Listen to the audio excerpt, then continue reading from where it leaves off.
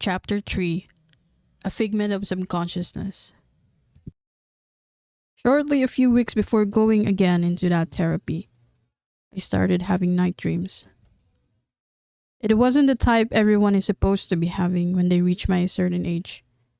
It was just night dreams, a blur of events, a series of scenes I immediately forget once I wake up. It was so random, forgettable, and yet somewhat disturbing. It was so out of my day to day, where most things has been repetitive, so much I can move around with my eyes closed and not stumble at anything and make a mess of myself. I never dreamt for years, or more so. I never had a clear recollection of what I was dreaming about. I might have been a sleepwalker when I was young, but I was certainly not a dreamer. I belonged to the large population of people who fall asleep, wakes up, and dream nothing. The dream usually starts with me walking, then sitting. It was somewhere I've been before. It's just that I couldn't remember where exactly. It was always in the morning. I was always sitting at a table, and I could hear people talking. There were murmurings then and there, but too inaudible for me to comprehend. Suddenly, I'd feel that someone is sitting in front of me, and even though I can't see her face, I know it's a girl. By her voice, and she's saying things I also cannot comprehend. This was the whole dream itself. I understood nothing, but I felt refreshed. My mind unclouded, the presence freeing. Then, when I was about to say something, my voice would fail me, and I always wake up disturbed. Most people who'd wake up from a nightmare would feel anxious, sweating, their pulses racing. And I feel the same as soon as I wake up. Only I was waking up from a dream and not a nightmare. Who am I to differentiate this two? As I've said, I'm not a dreamer. I didn't even want to be alive to dream at all. The dream went on for a couple of nights, though not consecutively. It's there one night, and the next 2 nights it's gone. I had already started the therapy sessions with Tim, the new therapist, and I was hesitant to bring it up to him, afraid of being ridiculed, to start another set of questions I have and nothing to answer with. But there was one day when I couldn't hold it anymore. I've been having night dreams. Tim raises his eyebrows with curiosity the moment I told him about it. The way he sat upright in his chair gave me the impression that what I said was the only thing that got his full attention during the session. He was in his usual shirt, his eyeglasses dark and square on their edges, and he looked formidable. He always looked formidable. We were at his blue office. What kind of dreams? Tim was my 5th psychotherapist. I know the nuances too well. Guys like him ask you questions that will lead to one another, and everything falls into pieces from there. I've known it too well that retelling everything I've felt in the past out to this day had me feeling like giving away what's left of me again and again, and I was left empty. I sighed, and I looked at the soft silhouette of the early morning sliding through his window office. The kind that you don't remember? I shifted on my seat. But I remember. His head tilted curiously, and his interest grew over the passing seconds. Tell me more about it. And I did, but I spared him the tiniest details, only the big picture. As I did, I easily remembered the surroundings of the dream, the colors, how blurred they were, the noises. She reached out for my hand and I wanted to say something, but at this point, I stopped, opened my eyes a little wider. But what? I looked at him straight across the table, then looked down again as a blurry of sunshine morning filled my head. But after that, I always wake up. I attach a hand to my hair.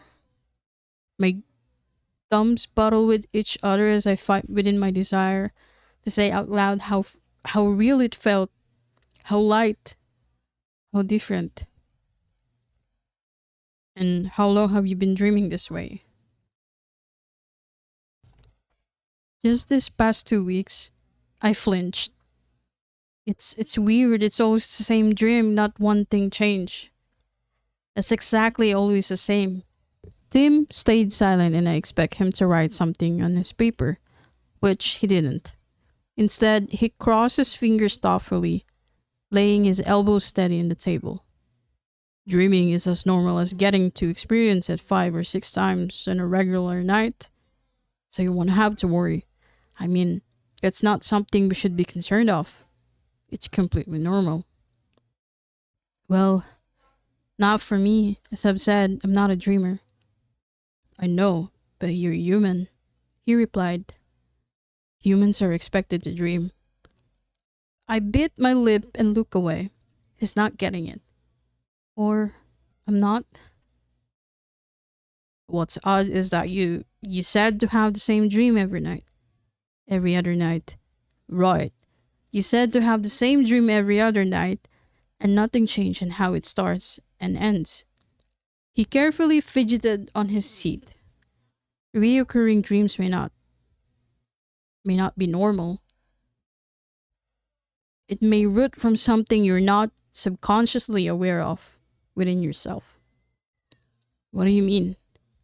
Maybe you're dreaming of the same thing over and over again and nothing's changed because maybe you need to act upon it outside a dream. My brows furrowed together. I don't know where his ideas are going.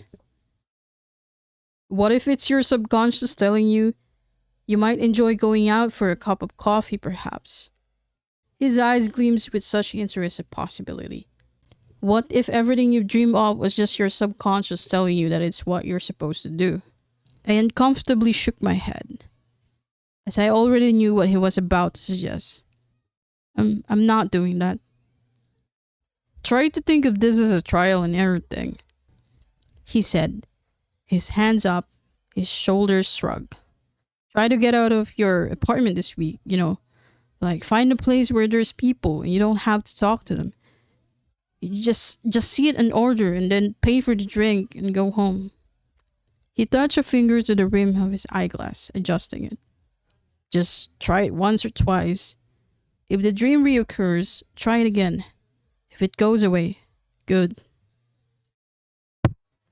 I said it in a way that might offend him, but I don't care. I've been suggested this 100 times before. One therapist after another. I even heard this from my university professors when they were at the receiving end of my failing grades by the end of my senior year, worried I might not make it wearing graduation caps. Tim's hands were crossed again in his lap. Then you will have to keep on dreaming and wonder why every time.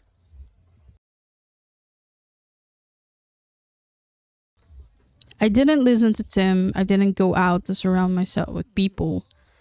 Instead, I drove and stopped, only to drive again. It was Friday morning. I found myself driving my rusty Honda 2002 Civic around the Burnham Park and had gone through the cold, steepy road of Heritage Hills and back. The car was already wearing out, the wheels making slow turnovers. Its warning lights giving off delayed flashes, and the loud clunking noise irritates everyone who caught up with me during traffic. I am the least disappointed about it, as I bought it at such a steal price 3 months after I moved out. I intend of having it repaired, but I also don't, as I didn't want to go outside or have means to do so. The car probably have heard my wishes, as just as I was driving back to my apartment, it stopped, and I was stuck in the middle of the road. I was fortunate to park it beside an old oak tree on the side, away from everyone driving. I looked over and dumbfounded to know that it has run out of gas, and that I've not kept a can or anything to back me up on the road. I looked around, and no one was coming to my aid. Not even a bus boy, men who usually do constructions on the road, neither the ones who sells cigarettes and candies to the passing cars. I looked around, seeing if there's an establishment I could stay for a while. There's a lot of signage in houses following a trail from the expressway. Most says room for rent or eyes for sale. I walked and continued doing so until I caught sight of a coffee shop nearby. Such a difference from all the wooden houses, painted in yellow and white. Inside, there was a counter where a guy in tan skin were busy doing something, but the shop was empty. I remembered Tim and his suggestion, and I figured maybe there's no harm in trying. But just as I was about to go in, my phone rang and Robert was on the other line asking me where I am. Given his perfect timing, I wondered if he had gone to my apartment only to find me away. Probably he did, or probably it was just the merest coincidence. "Come have breakfast with me," he said. I grunted. "I'm not going back to your house, Robert, and I'm not sure if I can make it. I've run out of gas again." "I'll come pick you up," he replied quickly and asked me where I am. I'm surprised he'd be asking. If I didn't know it, he's probably tracking me.